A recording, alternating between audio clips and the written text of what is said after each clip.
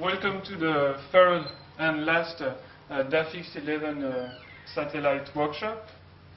First, some acknowledgements. So this workshop comes from an idea that Hugues Vinet, our scientific director, gave me, and with the thanks of Sylvie Benoit and Carole Tan, this has been possible. This is implemented through the DAFX11 conference, thanks to the help of Geoffroy Peters and Marcus Neustering that kindly and very well organized this conference. Money speaking, we received the help of several funding agencies, one from France, the ANR, and several other ones that I won't detail, but they all come from Portugal. In terms of people, so you have the organizer, so Gustavo that will take the chair of the session, Mathias Rossignol and Laure Cornu, so if you can please stand up so that people see who you are. So basically if you're lost in the Ircam and you see those guys, they will most probably be able to drive you to the coffee break and back in this room. And Mathieu Lagrange, myself. We are really honored to receive 4 speakers, so Trevor, Josh, John and Boris. Trevor comes from the ENS, Josh from NYU, John from Sheffield University, and Boris from the Aurelia, a French company. So I will start with a really standard introduction. So as you might have discovered, we are being in the digital era for quite a while, so a lot of things can be described as a series of 0 and 1. At the beginning, we had the important issue was to be able to capture, so the problem was to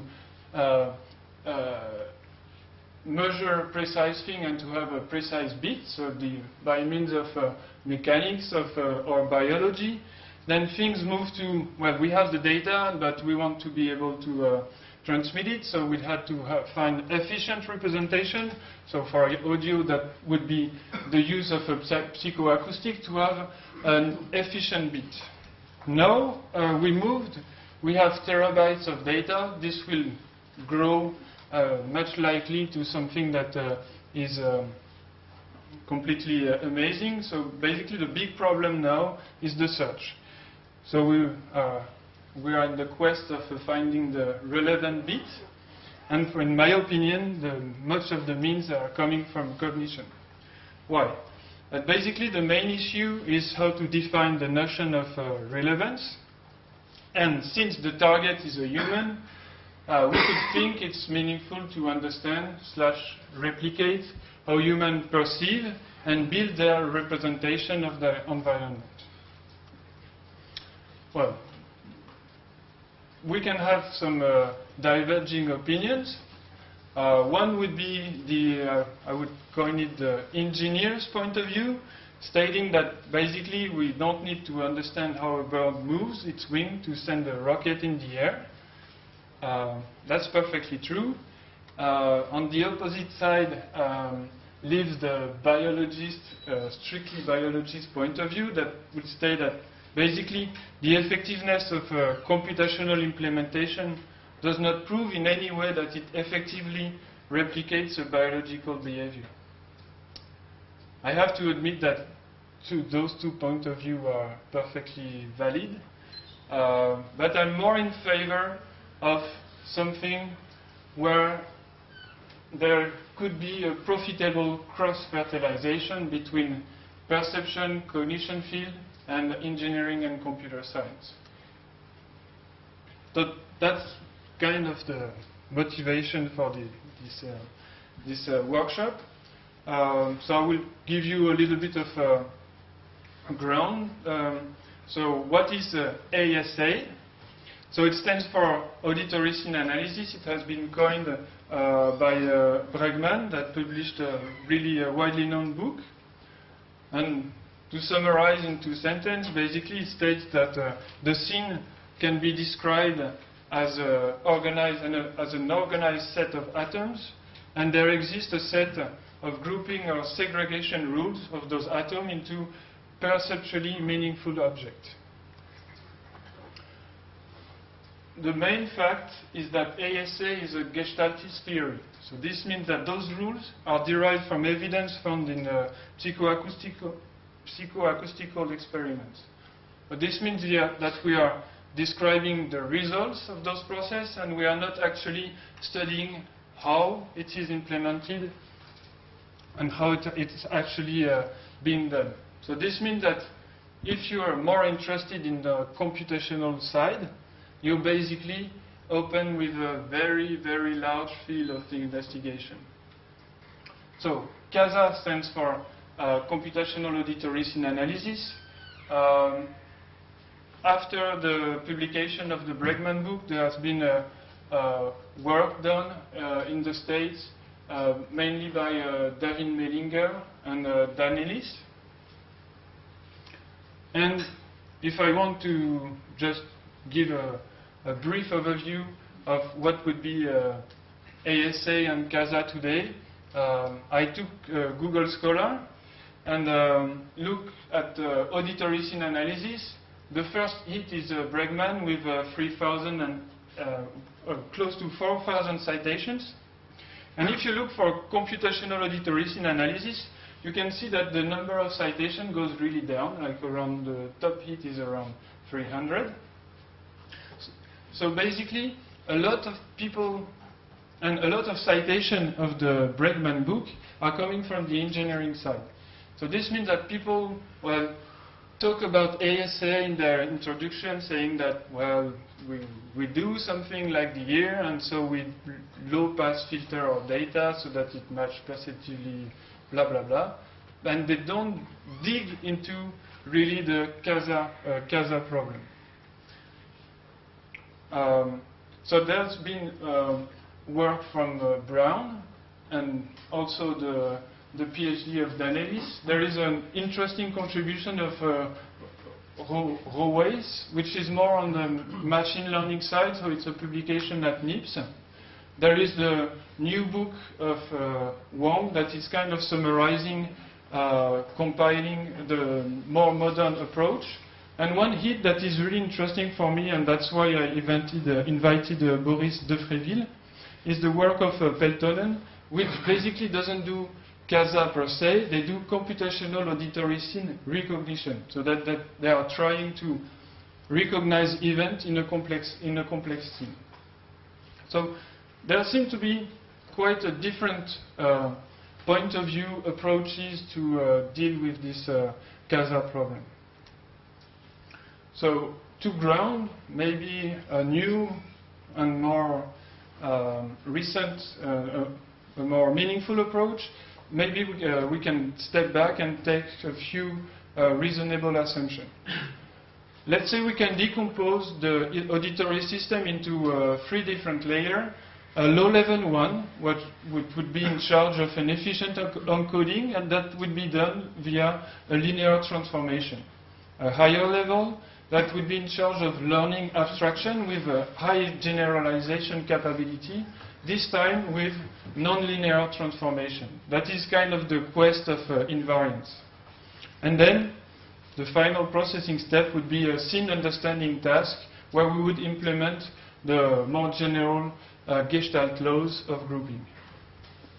So the first level, well, it's called auditory encoding, and a really nice contribution has been done by Lewicki in 2005, and it basically demonstrates that the signal basis learned with statistical tools, so in this case this is ICA, so in red we process ICA over speech data, and we get this kind of red curves here.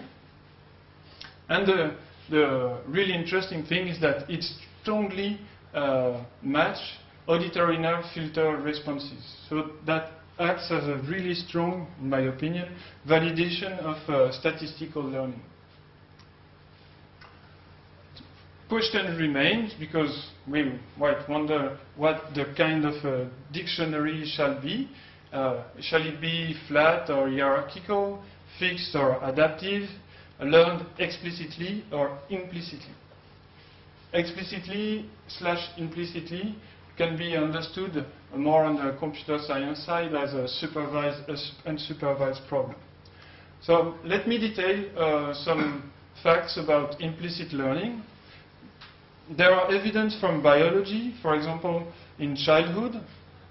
A 3-month-old baby has expectation already regarding its specific cultural background that has been built implicitly. So this means that if we have a kid, a 3-month-old French baby, and you will play him a tune on the tonal scale with a false note, then he will stop playing and say, well, there is something happening, and he will turn his head. If you do the same experiment with an Indian baby, he will continue to play as if nothing had happened. If you reverse the experiment, so if you play a raga with a false tone, the Indian kid will stop playing and not the French one. So basically there is a kind of adaptation to the cultural background that happened really at the early ages. And you could say, well, okay, that works for kids, but adults, we have a kind of frozen brain. We are not able to learn really. For us, it's kind of done. In fact, it's wrong, because we are able to efficiently build persistent features to better recognize acoustic events in an implicit manner, even if the acoustic event doesn't show any acoustical structure that has already been seen by the listener.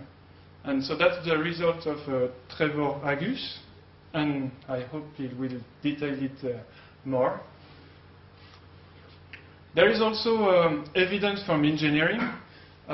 So Hinton proposed deep belief networks that are able to build powerful features in an unsupervised way over raw data, which is basically noisy and high dimensional, and it works provided that even data is available so that it can generalize well, and such that the geometry of the network fits the actual structure of the data. So what I mean by geometry of the network is basically the number of neurons per layer, the size of the layer, the number of layers, etc. So that's it for implicit learning. And if we reach the second level, the problem of abstraction, I didn't find something really conclusive in the, well,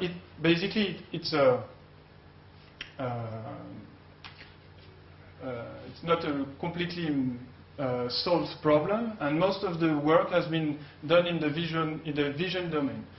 Here, Lewicki strikes again by proposing that invariance is obtained via the encoding of statistical variations. So I'm just here skimming over the Nature paper. If you want more detail, you are encouraged to read it. So here we take a basic example of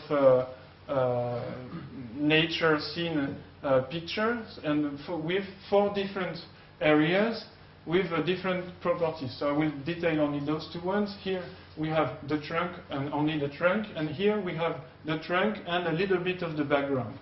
If you operate a fast level of, let's say, using GABA frames, and here we take only 2 dimensions, you can clearly see that everything is buried, and there is no way of clustering snippets coming from this place and this place. The overall idea is basically to state that if we take a random snippet in the image, and if we average all their statistics, that will define a model of the world. So here we will have this incarnation, and here it will be positioned here. But if we look at the statistics, this defines a space with those gray lines and a circle here. If we focus on the snippets which are coming from the purple area, you can see that if we take only those two instances, they are distributed in the space, but well, they are not really concentrated at some point. But if you look at the statistics of the features, basically it has a really specific shape that we can encode via the stretching here in red and the inhibition, the expansion and the stretching of different dimensions. Here we have another statistical distribution that is encoded. And if we, they propose a nice scheme for encoding this into an efficient representation. And if we use this as a new representation, we can clearly see that here the clustering will be much easier. So the quest of invariance has been kind of achieved on this picture. Some questions remain. Basically, we are interested in doing the same for the auditory system. So for this system, what kind of statistics are important? This will be, I hope, the presentation of Josh. And also, what kind of frameworks are powerful for expressing this? So that will be the presentation of John. And at the third level, which I call scene understanding, it is usually approached as a segmentation problem where each relevant object are being formed using the Gestalt laws of grouping. So those laws can be static ones, so proximity, similarity, or dynamic ones, so such as closure, good continuation, and common fate. Again, some questions. I'm asking a lot of questions. I hope that speakers will provide answers. So what are the most successful computational frameworks for expressing and enforcing such constraints? Again, the presentation of John. And for dealing with scene understanding as implemented in everyday life use cases taken from the industry. That will be, I hope, the presentation of both. So that's it for my warm-up. If you have some questions, I think I can answer some of them. Thanks.